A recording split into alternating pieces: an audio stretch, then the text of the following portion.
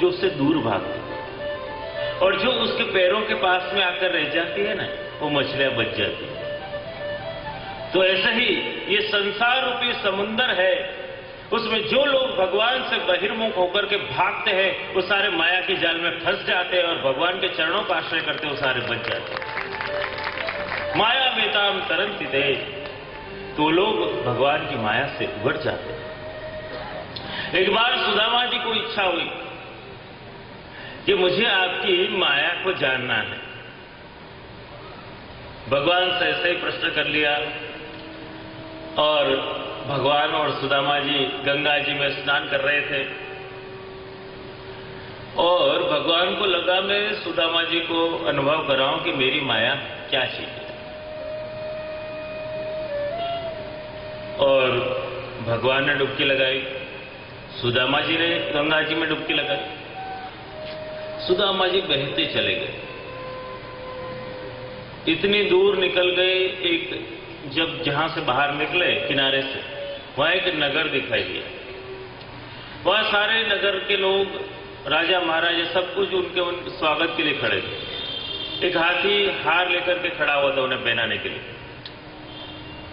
नगर में प्रवेश करने के साथ में उनका स्वागत हुआ, हार पहनाया गया, उनको पधराया गया। बड़े प्रसन्न हो गए कि ये अच्छा, डूब के निकला तो सही जगह ही निकला। और बतलाया कि हमारे यहाँ पे ऐसी चर्चा हुई थी कि यहाँ से इस समय में जो पहला निकलेगा उसका विवाह हमारी राजकुमारी से कर दिया जाएगा। तो उसका विवाह कर दिया गया। 12 वर्ष तक उनकी गृहचर्या चली, और फिर एक दिन उनकी पत्नी गुजर गई। तब उन लोगों ने अपना लिखा हुआ बतलाया कि हमारा एक दूसरा नियम भी कि जब हमारे राज्य की रानी गुजर जाती है तब उनके पीछे जो राजा होता है उन्हें सता कर देने का हमारे यहाँ रिवाज है। फिर घबराए कि वो पहले वाला रिवाज अच्छा था, स्वागत वाला, ये रिवाज बराबर नहीं है। उनको लगा अब कैसे बचा जाए। उनको वापस याद आए गंगा जी, ये गंगा जी की कृपा से मैं यहाँ पे निकला था, शायद गंगा जी कुछ कृपा कर दे और मुझे बचा ले, कि मैं एक बार गंगा स्नान करना चाहता हूं। गंगा जी में फिर डुबकी लगाई और फिर निकले, और वहां पे निकले तो क्या देखते हैं, ठाकुर जी ने डुबकी लगाई थी और बस अभी निकली। उन्होंने भगवान को हाथ जोड़कर पूछा, कृपानाथ क्या लीला करे कि मेरे 12 साल बीत गए, मैंने डुबकी लगाई, 12 साल के बाद मैं आ रहा हूं और आप तो ऐसे कैसे ही खड़े हो, बस अभी डुबकी लगा के निकले हो, प्रभु ये क्या लीला हुई। भगवान ने कहा यही तो मेरी माया है कि जो जीव समझ नहीं पाता है, इसे ही मेरी माया कहते हैं। तो ये प्रभु की लीला है। जो प्रभु को भाव, श्रद्धा और स्नेह से भजन करता है वही भगवान की माया का आवरण हटा सकता है और भगवान के दर्शन कर सकता है। तो भगवान तो हर जगह है। हमारे पंजाब में एक वैष्णव ने बड़ा सुंदर एक भजन लिखा है कि भगवान का जलवा हर जगह नजर आता है। बड़ा सुंदर भाव व्यक्त किया है। मेरे महबूब प्यारे कन्हैया, मेरे महबूब प्यारे कन्हैया, इस जगह तेरा जलवा नहीं। मेरे महबूब प्यारे कन्हैया, मेरे महबूब प्यारे कन्हैया, इस जगह तेरा जलवा नहीं। इस जगह तेरा जलवा नहीं, इस जगह तेरा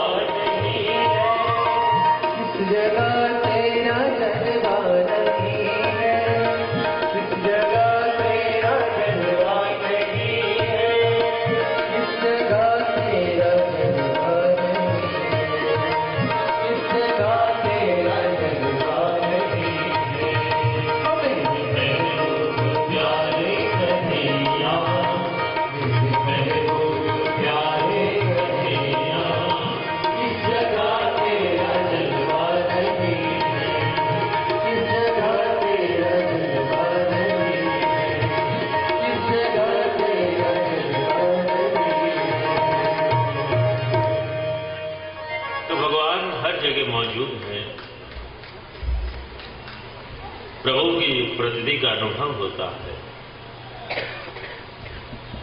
तुम्हारे अंदर में जब भाव दृढ़ हो जाता है तब प्रभु के इस दिव्य दर्शनों का लाभ हमें मिलता है। इसलिए हमारे मन को प्रभु में जोड़ना है।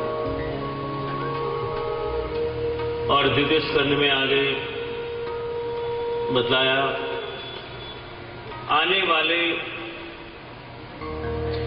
स्कंदों की चर्चा करी कि आगे अब कथा में कौन कौन से स्कंदों में प्रभु की कौन सी लीला आएगी। और इस द्वितीय स्कंद की एक विशेषता भी है। इसको साधन लीला क्यों बोला जाता है?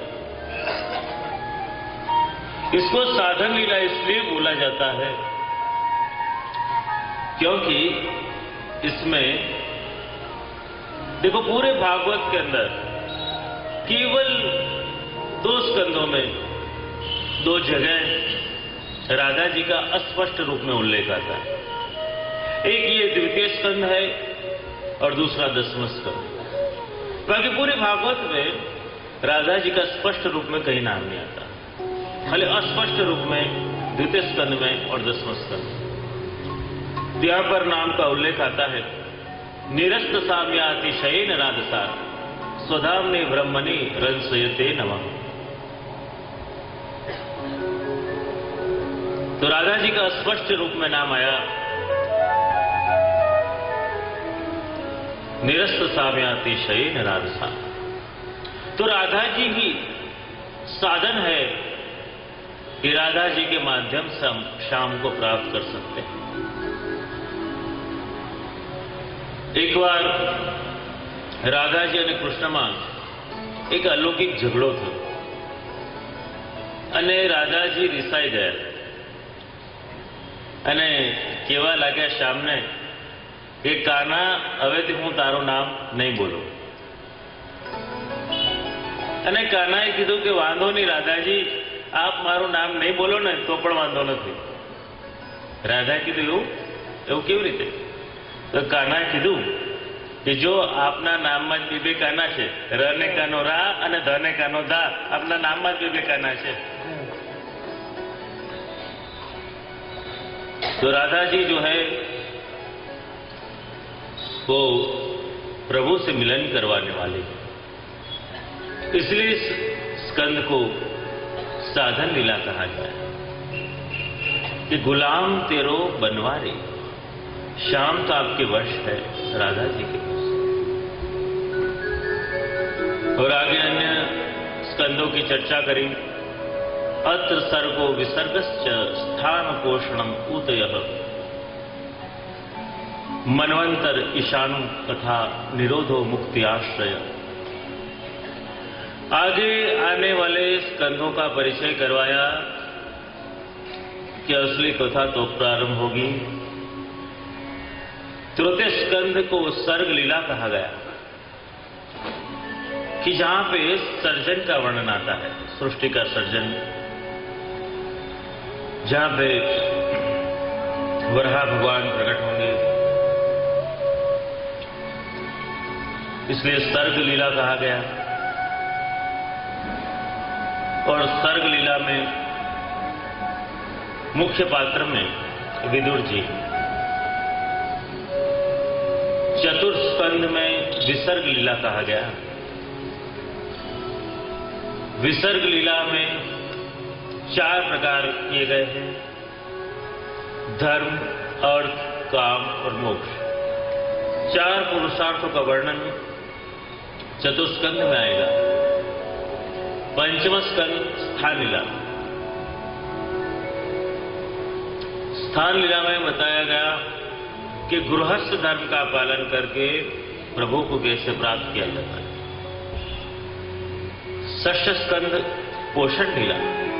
देखो पुष्टि मार्ग का नाम पोषण का मार्ग है और षष्ठ स्कंद में वो पुष्टि का भाव है, इसलिए पोषण लीला मार्ग। सप्तम स्कंद ऊती लीला। कि जहां पर नरसिंह भगवान प्रकट होंगे। अष्टम स्कंद मनवंतर लीला, कि जहां पे वामन भगवान प्रकट होंगे, मनवंतरों का वर्णन आएगा। नौवां स्कंद ईशानु कथा, जहां भगवान राम का चरित्र आएगा, तो राम की दिव्य कथाएं। निरोधो मुक्ति आश्रय, निरोधिल्ला दशम स्कंध, प्रपंच विस्मृति पूर्विका आसक्ति इति निरोधः। जब संसार के सारे प्रपंच शांत हो जाते हैं और प्रभु में आसक्ति लग जाती है, उसी का नाम निरोध है। तो दसवां स्कंद वो लीला है। एकादश स्कंद में जो लीला है वो प्रभु के दिव्य 3 प्रकार के मार्ग उसमें दिखाए गए हैं। मुक्ति के मार्ग बताए गए, ज्ञान मार्ग, कर्म मार्ग और भक्ति मार्ग। तो द्वादश स्कंद जो है वो आश्रय लीला है। उसमें दृढ़ आश्रय बताया, कलयुग का वर्णन आएगा। तो अब हम यहाँ श्रीनाथ जी बाबा के वाम चरण कमल को वंदन करते हैं और अब प्रवेश करते हैं श्रीनाथ जी के दक्षिण बाहु तृतीय स्कंद में। तृतीय स्कंद की कथा प्रारंभ होती है। यहां पे मुख्य पात्र विदुर जी। यहां जब पांडवों के साथ में कौरवों ने छल किया, द्यूत क्रीड़ा में उनको छल करके हरा दिया, उनका राजपाट सब कुछ ले लिया, द्रौपदी को भी लज्जित किया और 12 वर्ष का वनवास मिला, 13वें वर्ष का अज्ञातवास मिला। पांडवों ने 12 वर्ष का वनवास कर लिया, 13वें वर्ष का अज्ञातवास कर लिया। अब जब पांडव वापिस आए और अपना राजपाट मांग रहे हैं, तब ये दुर्योधन मना कर रहा है और युद्ध को टालने के लिए स्वयं भगवान वहां पर पधारे हैं। भगवान संधि का प्रस्ताव लेकर के आए ताकि युद्ध न हो। भगवान दूत बन करके आए हैं पांडवों को। और यहां पर दुर्योधन ने आमंत्रण दिया है प्रभु को कि मेरे यहां पर पधारो, मेरे यहां के मेवे आप ग्रहण करो। और दूसरी ओर विदुर जी की पत्नी सुलभा देवी में बड़ा भाव था। विदुर जी राजमहल में गए हुए थे कामवश राजा से मिलने के लिए, और यहां सुलभा देवी कहती रहती विदुर जी को कि मेरे मनोरथ है मेरे द्वारिकाधीश की पधरामणी करनी है। और विदुर जी मना कर देते, करे कहाँ वो द्वारकाधीश, और अपन तो साधारण है, अपने यहां थोड़ी पधारेंगे द्वारकाधीश, तू रहने दे, ऐसी पधरामणी नहीं हो पाएगी। और उसके मन में ऐसा ताप रहता कि नहीं, द्वारकाधीश मेरे यहां पधारे मेरा।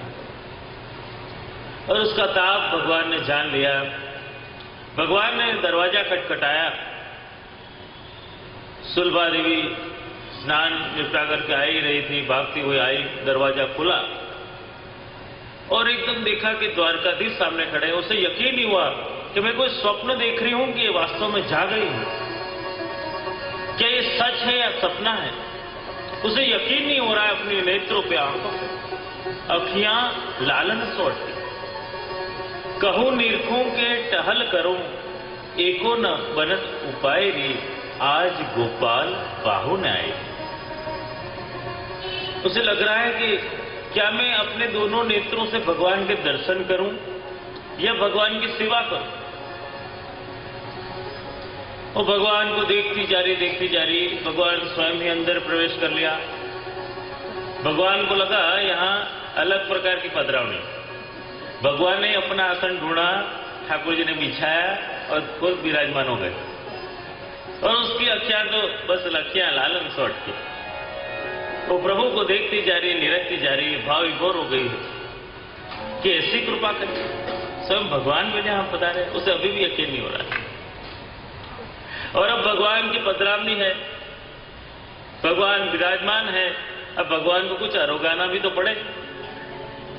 अब उसके नेतृत्व तो प्रभु के मुख कमल में है, तो अब उसने देखा जो कुछ भी हाथ में आ जाए आरोगा दूं, उसके हाथ में आए केले। तो यहां पर वो इतनी भाव विभोर हो गई है कि केले तो नीचे डाल रही है और छिलके आरोगा रही। केला नीचे डाले, छिलका आरोगावे, केला नीचे डाले, छिलका। और यहां में द्वारिका का नाथ हंस हंस के आरोग रहा है। और थोड़ी देर हुई, विदुर जी वहां पे पधारे और विदुर जी ने एकदम देखा कि अरे ये क्या कर रही है, कैसी अज्ञानी है कि केला नीचे फेंक रही, छिलका आरोगा रही, केला नीचे फेंक रही, छिलका आरोगा रही। अरे तू रहने दे, लाओ मैं आरोगाता हूं। और उस विदुर जी ने ध्यान से छिलके नीचे डाले, केले आरोगाए, छिलके नीचे डाले, केले आरोगाए। भगवान ने कहा, अरे विदुर, तेरे केले में वो आनंद नहीं आया जो सुलभा के छिलके में आया था। तो जहां भावना है, जहां प्रेम है, वहीं हमारे गोपाल प्रसन्न हो जाते हैं। पत्रम पुष्पम फलम तोयम यो में भक्त्या प्रच्छति। गीता में भी जैसे कह दिया कि पत्र पुष्प फल जल, जो कुछ भी मुझे भक्त अपने प्रेम से रुगाओगे वो मैं प्रसन्नता से रोकता जाऊंगा। यहाँ सुलभा देवी का मनोरथ प्रभु ने पूर्ण किया है। और यहां पर दुर्योधन ने भगवान की जो संधि का मनोरथ था उसे अस्वीकार कर दिया। विदुर जी नाराज हो गए और धृतराष्ट्र राजा से मिलने गए। धृतराष्ट्र राजा को खरी खरी सुना दी, करे हे राजन, अगर आपका अनिष्ट रोकना है आपको तो इस दुष्बुद्धि दुर्योधन को समझाओ, इसे निकाल दो। अगर इसकी बात आप मानोगे तो श्रीहीन हो जाओगे। शिक्षा आदि समझाया, लेकिन धृतराष्ट्र राजा दुर्योधन के मोह में इतना पड़ा हुआ था, उसके इसकी ज्ञान की बातें समझ में नहीं आई, नाराज हो गए। उन्हें निकाल दिया गया कि अब तुम हमारे राज्य को छोड़ के निकल जाओ। और विदुर जी को भी लगा कि जहां मेरे भगवान का मान नहीं रहता हो, ऐसे स्थान में मैं भी नहीं रहूंगा। महाप्रभु जी भी आज्ञा करते हैं, गृहम सर्वात्मना त्याज्यम तजे त्यक्तुम न शक्य थे, कि जहां हमारे भगवान का सम्मान न रहता हो ऐसी जगह हमें भी नहीं रहना चाहिए। तो वहां से विदुर जी गांडीव हथियार सारे रख करके घर का त्याग कर करके छोड़ के चले। ऐसा ही प्रसंग अपने वार्ता साहित्य में आता है, कुंभन दास जी का। जब कुंभन दास जी को अकबर बादशाह ने अपने दरबार में बुलाया कि कुंभन दास को बुलाया जाए, तो उसे सिपाही पकड़ करके लेकर के आ गए कुंभन दास को। अब छोटी सी धोती पहनी थी, फटेहाल थे, और अकबर ने सुना था कि कुंभन दास बड़ा सुंदर गान करते हैं, कीर्तन करते हैं। कुंभन दास को कहा, कुंभन दास हमें कोई पद सुनाओ। और यहां कुंभन दास दुविधा में थे, उनका मन ठाकुर जी में था और भक्त हृदय थे, भक्त किसी से डरता नहीं। और कुंभन दास ने भी अकबर जैसे राजा के मुंह पे सुना दिया कि भक्तन को कहा सिकरी सोपाम, आवत जात पन्हैया टूटी, बिसर गयो हरिनाम। जाको मुख देखत दुख उपज्यो, ताको करनो पर्यो प्रणाम, भक्तन को कहा सिकरी सोपाम। और कुंभन दास ने भी अकबर बादशाह के मुंह पे कह दिया कि भक्तों को कहा सिकरी से कहा। तो भक्त हृदय जो होता है उसे किसी का भय नहीं होता है। यहां विदुर जी ने धृतराष्ट्र राजा को कह दिया और विदुर जी ने सोचा कि अब मैं यहां से निकल के यात्रा के लिए चला जाओ। और कई महीनों तक उन्होंने यात्राएं करी। कई महीने कई समय बीत गए, फिर व्रज में आए। व्रज में श्री यमुना जी के दर्शन किए और यमुना जी का दर्शन किया। यूं लगा कि बस अब यमुना जी की कृपा से ही मुझे सब कुछ प्राप्ति होगी। ऐसा लगा कि अब यमुना जी का ही मुझे न्योता आया है, यमुना जी का ही मुझे आमंत्रण मिला है और यमुना जी की कृपा से ही सब कुछ मिलने वाला है। आव्या श्री यमुना जी ना नौतरा, मारे जाऊं छे ब्रज परदेश रे। आव्या श्री यमुना जी ना नौतरा ने मारे जाऊं श्री ब्रज परदेश रे। आज कोई रोको नहीं। आव्या श्री यमुना जी ना नौतरा ने मारे जाऊं श्री ब्रज परदेश रे। आज कोई रोको नहीं।